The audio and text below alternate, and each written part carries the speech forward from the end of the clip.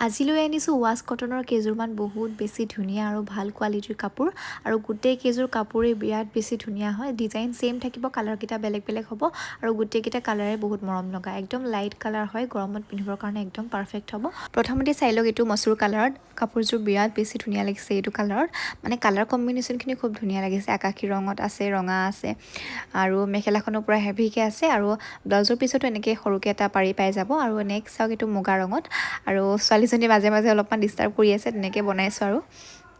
ইয়াতো ব্লেক আৰু মেৰুনেৰে কামখিনি কৰা আছে মেখেলা ছেইম হ'ব সেইকাৰণে গোটেইকেইখন মেখেলা মই খুলি দেখুওৱা নাই অকল চাদৰকেইখনে খুলি দেখাম আৰু এইযোৰ হৈছে একেবাৰে লাইট পাৰ্পলত এইযোৰো খুব ধুনীয়া লাগিছে চাইড পাৰখিনি এনেকৈ ৰঙাত থাকিব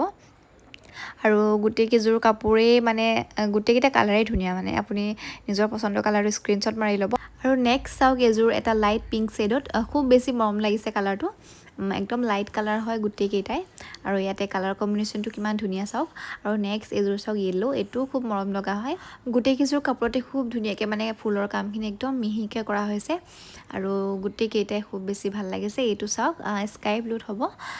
এইটোও খুব ধুনীয়া আৰু এনেকৈ ৰঙা ৰঙত কাম কৰা আছে